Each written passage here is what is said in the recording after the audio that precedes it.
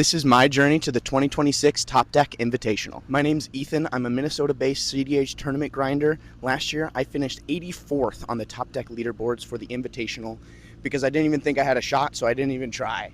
This year, I do think I have a shot, and I'm going to take it. I hope you follow my journey.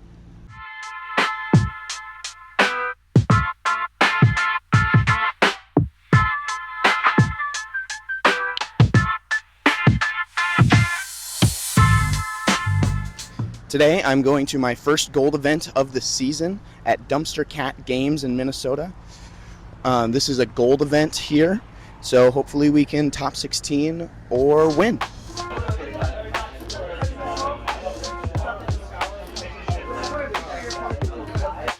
For this tournament, we are going to be playing inside of a Parkway Pizza and inside of Dumpster Cat. So yeah, that should be fun. We are going to do 4 rounds of Swiss today. We've got 67 players. We have to be out of Parkway at 4 p.m. Today I will be playing Blue Farm, as I think it is by far and away the best deck in the meta, and I want to start off the season on a high note with my best deck and the best deck.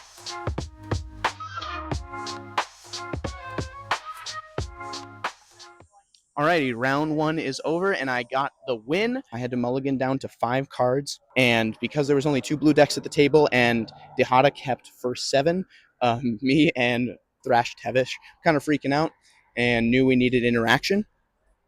And so I kept an orange chant that I could hold up on Dehada's turn 2. And so the way the game ended up playing out was I held up Orange Chant on turn 1. I also had an Enlightened Tutor that I really wanted to cast. And so I basically alluded to the fact that I had interaction and they should not go for it, so that they didn't go for it, and I was able to Enlighten Tutor for Heuristic Study. On my second turn, I was able to talk the Thrash Tevish player into revealing that if they had interaction, otherwise I was going to be willing to stifle my entire development, not play the Heuristic Study that they knew about, and hold up interaction. They said they would not want to talk about if they had interaction, so I played Heuristic Study. The game develops, we interact here and there. Eventually, I decide I am ready to go for a win. Players reveal that they have multiple pieces of interaction for my Adnaz that I wanted to play, and so I wasn't able to do it. But on the next turn, Dehada went for a win. They knew I had a silence, and so I cast silence. They let silence resolve, and I cast Adnaz at instant speed with like 20 life, and I had a Valley Flood color on the battlefield. For some reason, my opponents let it resolve. I don't think they quite thought through the fact that I could be the threat when Dehada was literally about to win and we could not interact, besides with the silence. My Adnaz was the worst Adnaz in my entire life. I got 4 cards because I hit Wheel of Fortune, Flare of Duplication, Force of Will, Mindbreak Trap, and one other bad thing. I think there was actually a good one. It was Rain of Filth. Rain of Filth was very useful. I was not able to win behind a silence with the amount of mana I had available, and the fact that I had a Lotho on the battlefield pinging me for 1/1/1. But somehow I survived that turn cycle with 2 other players pushing. They knew I had interaction, they just knew I couldn't win, and so went to my turn again. I untap, upkeep, pass, develop some mana, and then goes to Thrash Tevish's turn. Oh, I forgot one of the most important things. I wasn't able to win when I had the silence Adnaz, but I was able to wheel with a Bowmasters on the battlefield to kill the Dehada player so that we didn't lose right then. Sweet. And then fast forward to after my next turn, pass to the Thrash Tevish player. They're calculating if they can win. Time is getting low in the round. We politic them into saying that they don't want to win, but they have a Flash Enabler on the battlefield. In their end step, when I have 2 life left because of Lotho, I decide to go for it then so that the Thrash Tevish player couldn't kill me in response on the next turn at instant speed with my Lotho. So I start pushing. It was just a whole game of when do I interact, when do they interact, and it ended up coming out on top. Didn't even have to use my 3 pieces of interaction to go for an instant speed breach line at the right up until the end of time.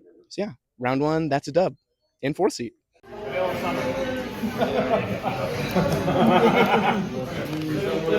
Hello. Round 2 is about to start, and I'm in seat 2. Let's see how it goes.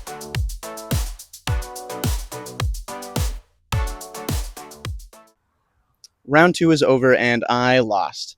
I also just realized after the game that I misplayed.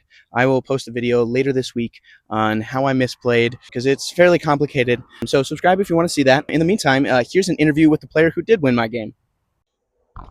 Hey there, what is your name and what deck did you play? So my name is Brandon Searle. I am playing Zerta the Dawnwaker as the commander. It's just pretty much get Zerta, Grim Monolith, Basalt Monolith, and use infinite mana as fast as possible. So you won on your turn 3, right? Yes. In first seat. Yes. How did you end up getting to that point? I got a couple lucky triggers with Darcy's Surveil and was able to put Basalt in off of Amisha's Workshop, cast Commander, and then use the mana rig to look at my entire library and find a Walking Ballista. It was sick. You beat us so fast. There was no interaction at the table. I think everyone was holding wins on later turns. Yeah. It came down to seed order, really, is what it came down to. And you executed it perfectly. Sweet. Great job. Thank you. Good luck with the rest of the tournament. Yeah, you too. I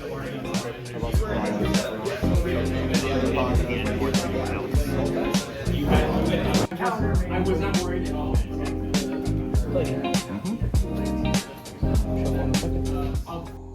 Alrighty, I am just waiting for round 3 to get posted. But in the meantime, I just want to talk about my rituals that I do on tournament day.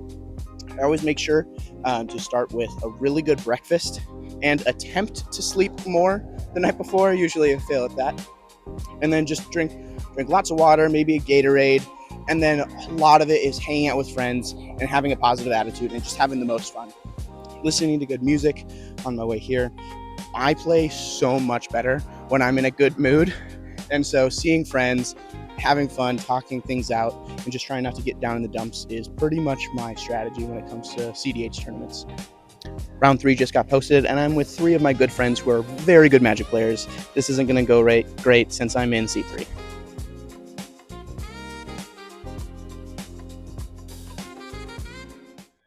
Round 3 is over. I got the win. It was a hard-fought game. I had a mulligan down to 5. I keep a turn 1 fish hand with a bounce spell in hand for Atali, possibly, to maybe interact with them. I don't draw a ton of cards off of my fish. I keep around my fish for 5 turns. Then I let it die, play Facebaker, play Timna, just get the top decks I need. I had been holding up the ability to go for a Thassa's Oracle win for a long time. And then I drew off my first Timna attack, I drew a Voice of Victory. I'm like, great. I mean, I tapped all the way out. So I hope I make it to my next turn. And that next turn, I drew for turn a Grand Abolisher. I knew the window was fairly open because we had been talking so many times about can you counter a creature spell because of Atalis and Kinnons and whatnot. And it revealed that there was only one counter spell for a creature spell, and it was a Pact of Negation. And so I cast Grand Abolisher, Voice of Victory, landed one of them, and just won with Thassa's Oracle. With 20 minutes left in the time, there was a lot of politics, a lot of stuff going on, but a great game, and I'm just glad I won. Alrighty, hey there. This is Levi, a good friend of mine. I just destroyed him in the previous round. Okay, yeah, sure, whatever you say. But we are both in interesting positions going into 4th round. What is your record? I am 0-1-2 in a 4-round tournament. Yes. This tournament is weird. There's only 4 rounds because of the timing with the pizza place we're playing at. Yeah. And so we're not able to play the normal 5 rounds you would want to play. Yeah. And so in this 4-round tournament, I am now 2-1-0. I feel like 11 points should lock me. I think 10 is locked. You think? I definitely think so. I think 10's Okay. locked. I've been told. I mean, I was talking with a couple other people. They think 7 is breakers right now. Yeah, it might be. So I feel like you're live, especially if you get a win in last round. Then you'll be 1-1-2. And I like my first 2 rounds were my draws, so like my breakers aren't terrible because I mean, I just got bumped up. You were paired up both rounds. Yep. Because you were in pod 1 or pod 2 this last round. We were in pod 2. Yeah, we were in pod 2. So you have really good breakers. And then I was pod 6 last round. There's like 20 pods, something like that. Yeah. No, something like that. And I'm gonna win my last round, so I'll give you better breakers. Okay, yeah. Thank you. You're so welcome. You're so welcome. No, I believe it. You're good. So yeah, both of us need a win going into the last round. Yeah. Good luck. Good luck to you, man. Thank you.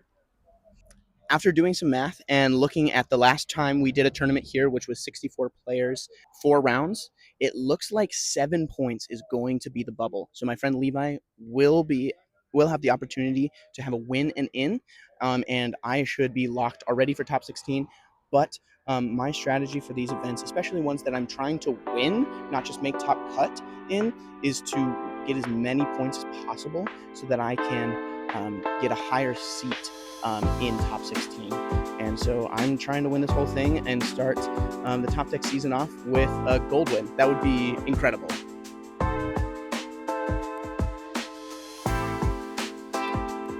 I won round 4. I was in first seat. Didn't have time to talk about walking to the table. I was in first seat, one of the higher pods. We weren't allowed to draw because of nobody wanted. One person couldn't draw because of the Top Deck software. Love that feature. That in round 4, there's usually somebody in the pod who can't draw into top 16. Love that. And so I just kept a turn 1 fish hand. Nobody fed me for a long time, and then they started feeding me.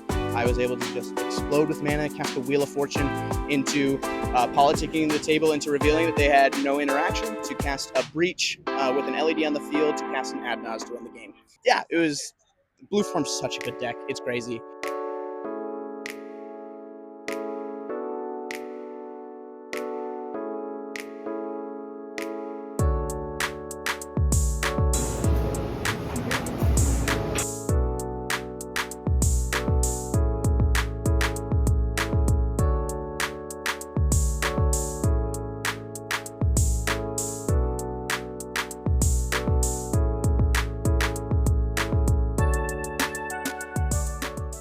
All right, let's talk about top 16. I was first seat in pod number 2. When I look at the standings and look at the pairings, I am immediately very upset because my friend Eric is in my pod. They are arguably the best player in Minnesota. They have won more tournaments than I can count, and they can count. And so pretty upset to see them. They're playing their pet deck Talion. They haven't played it in a long time. And then I sat down against 2 other opponents I had just beat in the previous round, and so I was not going to be able to get away with much politicking because they knew I knew how to win. I keep a hand that is a turn 2 fish with by using an Arcane Signet. Resolves no problems. There's a turn 2 Talion. The Mardu deck just starts developing. They really don't like feeding fish, even if it's stifling their development. I don't know what's in their hand, but it seemed a little odd that they were slowing down just to not feed me when the fish was never going away. Vivi had mulled like to 5 and kept a no-lander, but with a Chromox and a Mana Vault. Back to my turn. Pay for fish. Instead of playing another Mana Rock, I decide to hold up an Intuition to try and just push a turn 3 Intuition win. Worst comes to worst, I cast it, and then I get a counterspell cast on it, and I get to draw a card for my fish. One important note is I am still incredibly tired, and so I was like kind of out of it and not playing super tight, and so I was just like, I'm just gonna jam. There's like Vivi is a turbo deck that's not carrying too much interaction. I just need to get through my friend Eric's hand. They keep developing. Everybody keeps developing. I go for my Intuition. It gets countered, but I get to draw a card. Go to my next turn. Pay for fish. I'm now on the game plan of holding up a Tainted Pact, and I have a console in hand. My plan is to just end step Tainted Pact, get Thassa's Oracle, cast Grand Abolisher or Ranger Captain, and try and win through that, and just hope that there's no creature counterspells at the table, which is decently likely.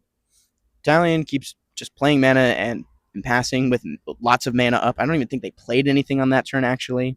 Celeste doesn't even do it. Like, Celeste plays Celeste, or Celis, however you pronounce that. Vivi plays Vivi and feeds me a couple of cards. I then Tainted Pact at the end of turn. Eric, being the player that he is, keeps trying to get other people to counter my spells before it's needed. But I was able to talk them into, guys, like, don't counter my spells. Wait for me to reveal what I'm getting. Which I had to go super deep, and it took forever. And it was funny seeing the light bulb slowly come on of, oh, they're going for Thassa's Oracle line. And eventually, I finally got to the Thassa's Oracle, went to my turn, untap, draw, Grand Abolisher. which allows me to hold up one more piece of 1 mana interaction. So I cast Grand Abolisher. Eric starts squirming. Eventually, through politics, reveals that there's no counterspell for my Grand Abolisher. So they have to Tainted Pact. Tainted Pact gets Subtlety. They cast Subtlety. I am now in the position where I do not have enough mana to cast Ranger Captain if this fails. I have precisely enough mana to cast 2 1-mana counterspells and Thassa's Oracle, Demonic Consultation. They cast Subtlety. I Pact of Negation. Celeste has Deflecting Swat. This is a misplay. I will talk about this in my misplay video as well. I, in response, cast Swansong. Eric politics Vivi into countering because they are in a better position now because they had developed a One Ring and Vivi, so they were in a decent spot now. Eric politics them into interacting at this moment because Eric had already wasted multiple resources. They cast Offer You Can't Refuse on my Swansong. I pass priority so fast because that is going to give me enough mana to cast Ranger Captain. The stack resolves, I cast Ranger Captain and win the game. I am in the top 4.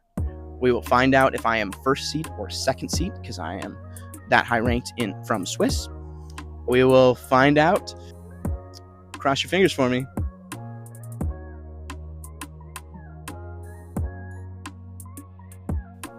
All right, I'm back in my car after the tournament is over. The last semifinals game took a very long time, so it is getting very dark out now. The finals pod was pretty great. I won the whole thing. My hand in the finals was gas. I look at my first 7. It's Esper Sentinel, Fish, 2/5 color lands, Darkrit, Lotho, Demonic Tutor. It is pure gas. Just incredible. So I turn 1 Esper Sentinel so that I don't stifle my development by paying for an upkeep trigger on Fish on my second turn. Turn 2, I've drawn into an LED so I can Lotho, LED, Fish. That draws me in with those draw engines and mana engines. That draws me into the ability to Vamp Tutor for a Grand Abolisher, cast Grand Abolisher uncounterably because I drew a Cavern of Souls into a Breach line. This was the easiest game I had today by far. It was just a perfect hand. The only thing I had to worry about was not freaking out and letting everyone know at the table that I had the win. It was a great game. It was so easy. It was a blast. If you watched to this far, thank you so much. I really appreciate it. I'm hoping to make more of these. I'm hoping to really improve my communication and my editing. But this is just the beginning. I am trying to make the Top Deck Invitational, and a gold win to start off the season feels incredible. So if you want to follow my journey, please subscribe. And I've got some more ideas on different kinds of content that I can make in between my tournaments. Hopefully you will follow me on my journey to the Top Deck 2026 Invitational. Thank you for watching.